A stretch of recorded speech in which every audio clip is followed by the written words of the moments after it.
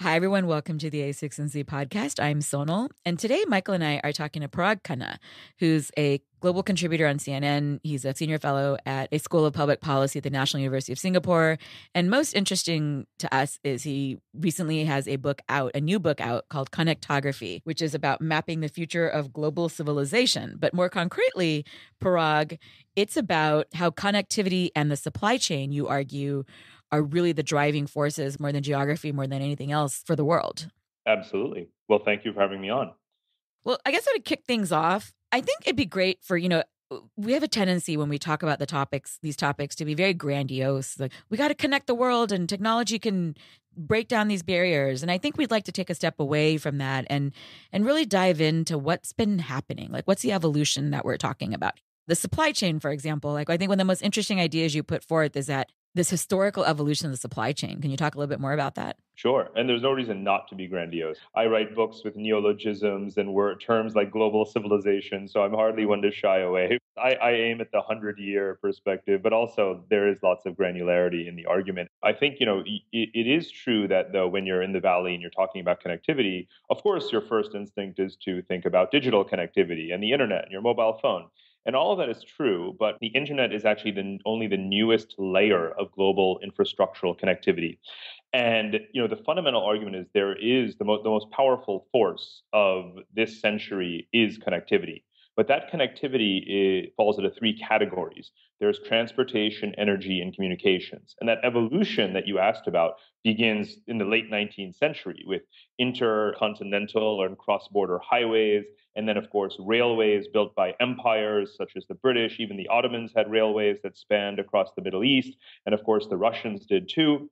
That's just transportation. Then came energy. We didn't have international oil and gas pipelines 100 years ago. Today, we have about 2 million kilometers of them, right? Not to mention the 4 million kilometers of railways. And so, on top of transportation, on top of energy, you have communications. And communications is the third and most recent layer of global infrastructural connectivity. You've got the telegraph, and along some of the same maritime routes where the British laid telegraph cables a century ago, we now have fiber optic submarine cables across the continent. And there's about 1 million kilometers of fiber optic cables under the ocean floor. We're building more and more all the time. And then, of course, we've got the satellites and the data centers and the ISPs and all of the ways in which digital connectivity takes place. So it is a data supply chain. We have a supply chain for moving cargo, a supply chain for moving energy, for moving ourselves. Now we have a full-on global layering of a digital supply chain, which we call the internet. So as I say, the internet is only the newest kind of supply chain. It's the third and freshest and newest, and obviously among the most powerful. I want to pause on that idea for a minute. It was eye-opening for me to think about the internet as the one in this continuum versus like this discrete thing that's just randomly layered on top. Why does that distinction matter so much? Why that's important, what the implications of that is? We think we live in a world in which the most fundamental layer of human organization is the political state. It's my nation and your nation and the borders between us, states and borders. What happens when you have the volume of infrastructural connectivity between cities and communities so drastically exceed the utility and the length of global borders is that you change the entire nature of the system. And of course, we're not old enough to remember, only those who are steeped in kind of geopolitical history would think back to the last period of what's called like major systems change from the Middle Ages to the modern state system. That was 500 years ago. And once every 500 years, we have this kind of systemic transformation in how human society is organized.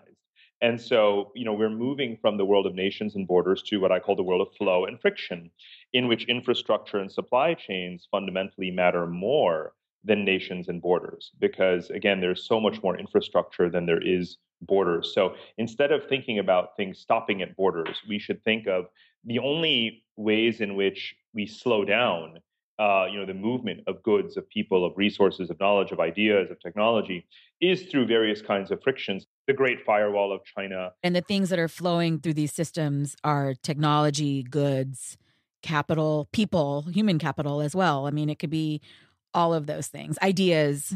It's literally everything because the world becomes not a world of the Westphalian political borders, but it becomes a supply chain world in which the supply chain connects everything. Every supply in the world, every resource, every commodity, every idea can reach any other place or person in the world through these infrastructures. So the world becomes completely organized according to connectivity, that which is connected and that which is not connected. And everything becomes fungible, right? Any resource can be moved and transferred from one place to the other. And so that is a supply chain world. And that is totally unprecedented in human history, not to mention that it is global. So the supply chain, it just makes me think of Europe and Russia and natural gas, where the politics haven't gotten in the way of the flow of natural gas to Europe, but they certainly could.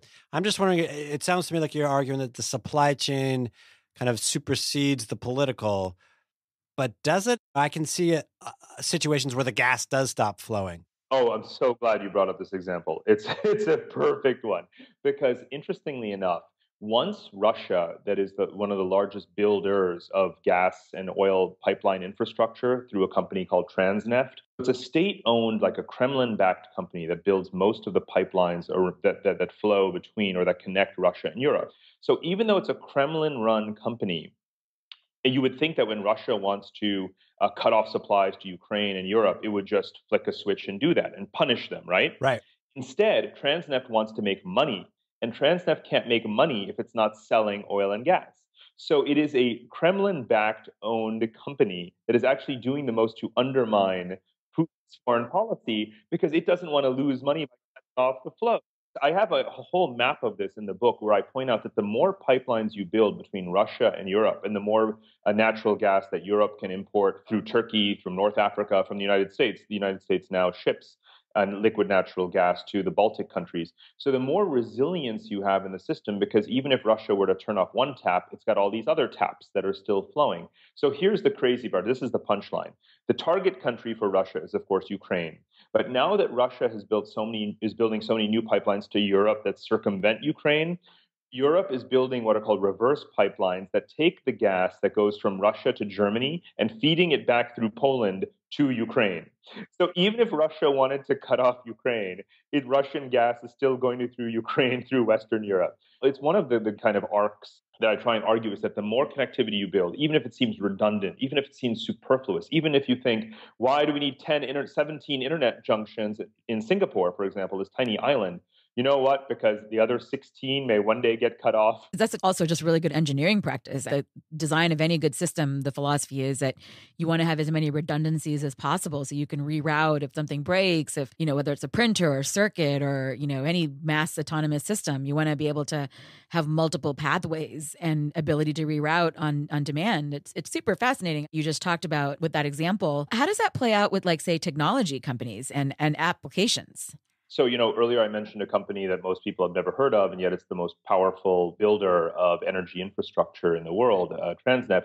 Now, the technology companies, the technology infrastructure companies that lay all of these fiber cables, many people haven't heard of Tata Communications and the others that build, own, and operate these millions of kilometers of undersea internet cables. And they are the silent agents of digital connectivity around the world. Now, of course, many people have heard of Vodafone. Vodafone is the largest telecom operator in the world, a nominally British company, but really a global telecom superpower. These telecom and technology and kind of, data industry companies invest about, it's estimated that between now and 2020, let alone all the trillions that have been spent so far, we'll spend another $4 trillion just on the physical infrastructure of digital connectivity around the world. That's the internet cables, that's the data centers, that's our telecoms, relay stations, mobile infrastructure, all of those things all over the world. The point I want to emphasize is this is a physical thing. It's a physical investment. It has this transformative impact on, like, the nature of the organization of the world, because you can actually touch and feel these things. Of course, we think of the, sort of internet as something so ethereal, but it is such a physical thing, and all of this infrastructure becomes more tangible and more relevant to our lives than invisible borders. So in that world, and that's our world, Vodafone becomes what? I mean, it's certainly a multinational corporation, but how is its influence and its kind of gravity felt everywhere? It is what I call a stateless superpower. So when you think of like a commodities trader like Glencore, a company that can buy, mining assets, copper, zinc mines, whatever the case may be, and get it anywhere in the world through its shipping networks, that's a stateless superpower. It operates everywhere and is nominally registered as a Swiss company. Switzerland has a large share of these stateless superpowers, as does Singapore and some of the offshore British jurisdictions. Think of McKinsey as another example. Where is McKinsey? Where is Accenture? They have hundreds of thousands of employees, but no one knows where their headquarters is. Sometimes their own staff don't know. So, I recently wrote a long essay that was just analyzing how 20, 25 years ago, in a pre-connectivity sort of world, in a world where there was not all of these connected nodes that had all of the full services of legal sort of domicile, of quality regulation, of technological connectivity, of good airports, even all of these things, you only had a few companies that were really leveraging this globally connected system. Now companies are everywhere. So Vodafone is a British company, but what share of its revenue do you think really comes from the United Kingdom? Right, very, very small. Right. Yeah. In fact, it has a giant global footprint, and so all telecom companies are angling. If you're a Spanish telecom company, you are aiming to boost your market in Latin America. Tata, Reliance, all of these Indian telecommunications companies, where's their biggest growing footprint besides their home market? It's Africa. And this applies now to all sectors. I mentioned consulting, I mentioned energy, I mentioned now technology. Most Fortune 500 companies now earn more revenue abroad than at home. So to become a stateless superpower, you want to have a globally distributed revenue. You want to have your management distributed in different jurisdictions. You want to be a bit decentralized. You want to have diverse kind of management structures. All of these kinds of tools, in a way, that companies are using. And people always think that these are American companies. They were created by American talent or immigrant talent. They thrive on the air of entrepreneurship that sort of pervades Silicon Valley, that ultra high oxygen content air, that gets people thinking a step ahead of the rest of the world.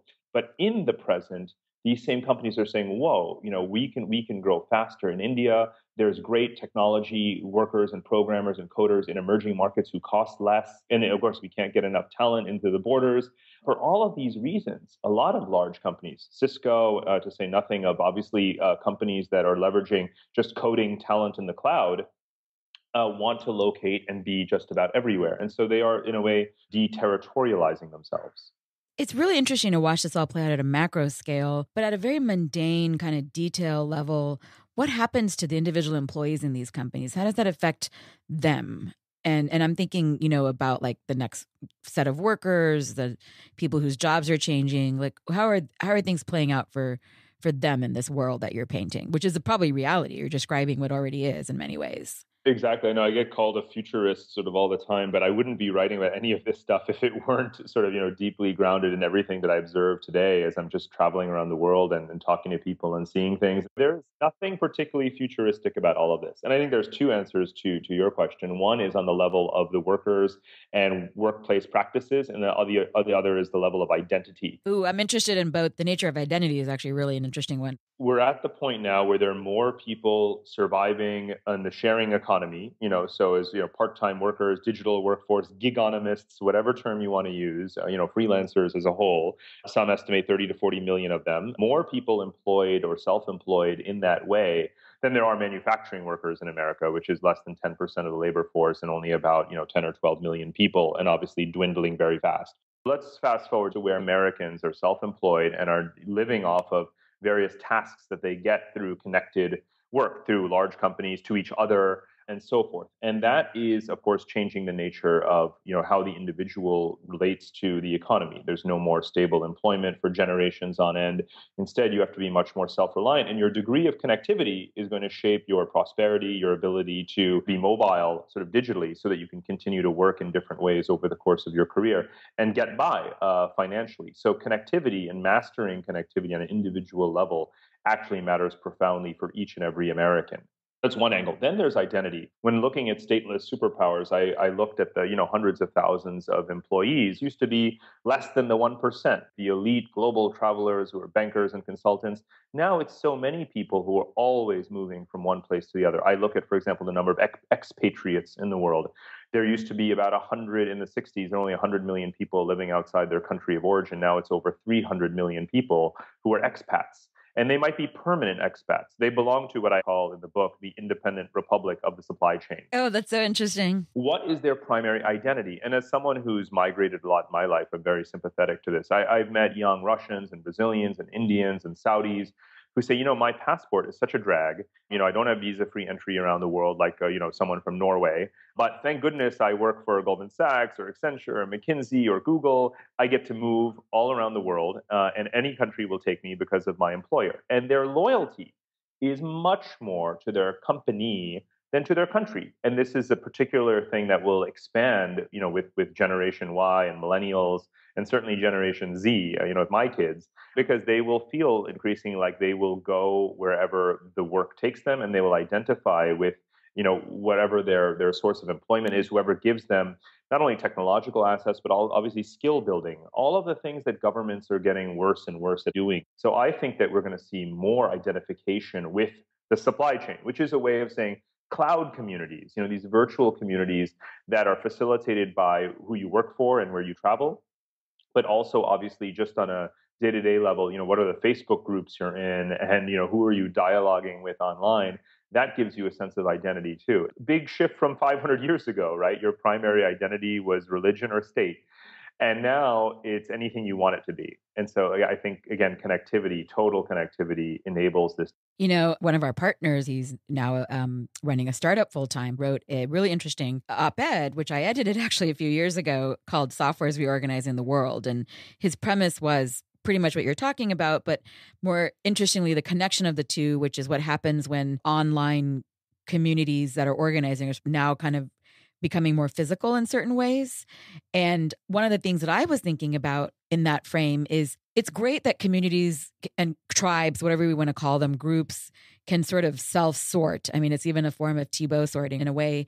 What does that mean in terms of people being exposed to different ideas, not being in an echo chamber? Are they getting exposed to more diverse ideas? Are we over micro sorting and all this? I'm kind of curious about your views on that. I'm a big fan of his work. On your question of what does it mean in terms of the future of sort of, how would you phrase it? You say, digital tribes? Yeah, like tribalization, for better or worse. Yeah. So there's a lot of mythology around this idea that, we used to, huddle around the NBC evening news, and what we were exposed to lots of diverse ideas, watching our monochrome television, everyone going to the same old office every day, like a Japanese worker, let's say, and working 60 years for the same company. That world is not coming back, and nor did that world ever really exist. Let's embrace the reality of the fact that, first of all, we're exposed to a zillion times more ideas than we were before from every corner of the world. I can't possibly imagine the feedback and the diversity and the geographic diversity of feedback that I get on every syllable that I write coming from everywhere were it not for this connectivity. Just because you can choose to switch on a filter bubble and isolate yourself with totally nationalist ideas or ideological ideas, political ideas, that doesn't mean that you do, in fact, do that. If you look at the number of, for example, international friends that people have on Facebook, it used to be only 4 or 5% of an average person's friends were from another country, and now it's risen to like 15 or 16%. Now, of course, we can debate the meaning of the word friend. I think the fact is that we have global connections. Most people in the world will still never leave the country in which they were born. So I'm very sympathetic to the idea that you can be a prisoner of the kind of the values, the identity that are imposed on you by the place, by the government, by the religion of the country that you're in. And without digital connectivity, how would you ever have those options as to who you identify yourself with, what you believe in, and so on? The fact is that more connectivity is better for everyone. Where does this world that you describe, and I'm sort of thinking about the stateless superpower and then the rest of us. I mean, is there only room for the very giant that gets bigger and bigger before it comes super? Like, where is the room for innovation and for what Silicon Valley does best, right? Birth these things and put them out into the world? Or is the network effect of these stateless superpowers so powerful that there isn't room for anything else? Oh, no, not at all. The global economic pie is still expanding. There's plenty of growth in the world. And I think the answer might sound mundane, but it's scale. I mean, a lot of the things that we're talking about right now are happening, but aren't happening fast enough. We do have the next 3 billion, the next 5 billion that need to be connected. So that's kind of a long way to go, right? And I think, again, the answer is in scaling supply chains, getting people more access to markets, whether it's technology, capital, mobility, whatever the case may be. And I think tech companies have a big role to play in that. Let me give you a very concrete example. It's very expensive to access global shipping and transportation networks to move cargo and goods around the world. That is something that big companies can do. And the costs of access are very often bureaucratic, paperwork and bribes. So, of course, Ethereum, and blockchain technologies really reduce the transaction cost and the transparency and the security of participating in global economic transactions, in getting your goods from, the village in country X to the big city in country Y. And so what I'm seeing in my research is that through all of these cloud-based digital technologies for, just call them, for lack of a better term, global trade enterprise apps, whether they use blockchain or otherwise, now just about anyone can participate in global supply chains. You can make parts for the global supply chain for manufacturing or be part of a digital kind of coding ecosystem on Nitrous or GitHub, whatever the case may be. You can participate in the financial transactions, in the digital transactions, in the economic transactions through all of these increasingly lower cost platforms. So to me, scale is still the real big issue. And this is where all of the inventiveness and innovation of Silicon Valley meets the frictions, to go back to the earlier term, of the real world. And we have to continue to fight and push to overcome those frictions. I wanted to go back to one of the points you brought up earlier in the echo chamber bit. So one of the things that I think is interesting is you talked about how we have this nostalgia for this time that never really was the way it was before, and that you're arguing never really was. And I think many people agree that it's just sometimes a hindsight view of the world. I think one of the things that's happening is that those systems that evolved became containers for practices that are associated with taking care. So for the example that you cited, you work at one company for 60 years. That's no longer happening anymore. But because that was the system, that was where healthcare was located. That was where people's financial security was located. And now we're in this place where we haven't quite built out this other ecosystem of third-party services that can support, we have in the US, we have now Obamacare, so that helps take care of healthcare. But then, other third-party services to help the employees who are no longer captive to a single company. So we're kind of in this in-between place, and the world hasn't quite settled into this place. We're in the middle of this friction. So do you have any thoughts on what's changing, what needs to change there? Because we can't also dismiss the real concerns of people who are moving in these systems and trying to live their lives and make their way. Oh, yeah. No, to the contrary. I think that simply harping nostalgically for that world that never was is not exactly a constructive solution to this dilemma of, people feeling disrupted by transitions. I think part of the transition and disruption is also the solution to the problems that we found from the previous era that gave us the financial crisis. And then Freelancers Union, which used to be, when I lived in New York 5 years ago, I was a member of Freelancers Union. I was getting my health insurance and so forth. Now it's really growing and growing at a massive rate. And they're looking at portable insurance schemes and workers' rights and all of these kinds of new types of political arrangements and negotiations and social contracts with their members, with insurance companies, with the state of New York, and so on. So these are the solution to this transition that we're in. They are the future, and they are also scaling rapidly right now. So the more cities we can have, and there's very good rankings around this. Citigroup and the Economist Intelligence Unit did this research on which cities in North America and around the world are doing the most to create ecosystems that allow millennials to get new skills, and which cities have General Assembly, which cities have incubators, which cities have lots of low-cost co-working spaces, which cities have polytechnics or vocational schools or night schools. All of these things people need in order to make it through this transition period in the global economy and be ready for a digital kind of global economy. And it's cities like Chicago, like New York, like Toronto, like Hong Kong, like Singapore. And I think that we need to look at those cities and see how, in fact, those are the places where these kinds of freelancer communities that provide insurance services and so forth for people are thriving. We have to encourage much more of that. It also goes back to your point about the skill set for this world is to have connectivity and then what to do with it when you have it. And these are all the things that grow up around that. So, on that note, let's actually take a turn for a moment and talk about smart cities in general. So, obviously, you're talking about ecosystems in cities, but we're talking about smart cities in the sense of cities that have technology embedded into their very physical fabric. So, let's talk about that trend. What are some of the more interesting things that you've seen and how this is playing out with the themes of your book?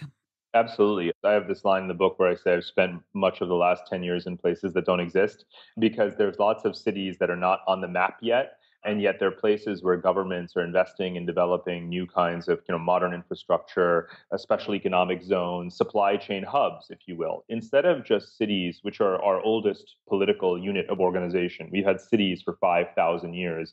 We've had modern nations for a couple of hundred years. The city is the organizing unit of humanity, and the sort of top 300 cities in the world represent most of the world economy. And so countries around the world are saying, what can we do to get in on this global network of connected cities that are driving the world economy forward, that dominate supply chains and so forth? They're building these special economic zones and hubs for supply chains. And I noticed that, in 50 years ago, there were only a couple of special economic zones in the world. Today, we have 4,000 of them. So you're talking about Shenzhen, or name some places. Exactly.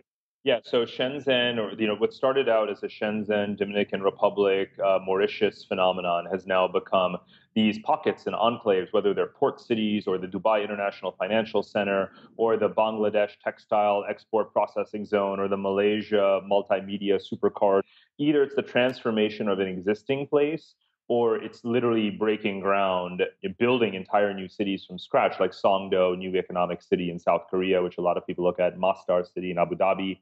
These places are not on our maps. And what I've been doing is traveling to them and trying to understand what are the technologies that they're investing in the most in order to leapfrog, basically, to the 21st century. What are the industries that they want to capture and compete in? So LED lighting, right, for example, or digital animation, clean tech software and programming. I'll give you one example: business process outsourcing. We think of it as being dominated by like Bangalore in India, right? But now, because outside of Manila in the Philippines, there's a whole city that's like basically BPO city. The Philippines now has more workers and more revenues from call centers than India does, because they made a plan. Let's physically get connected. Let's leverage our English speaking population, and let's capture this industry from India. We've got 4,000 such special economic zones around the world that are getting into this global economic competition to leverage connectivity and attract industries and investment and technologies that help build their workers and raise wages and obviously build a better life. And that's why, the Philippines and India and Vietnam, these countries that have the most such special economic zones, are among the fastest growing countries in the world. I've been traveling to them one by one over the last 5, 10 years, and a lot of the stories are included in this book.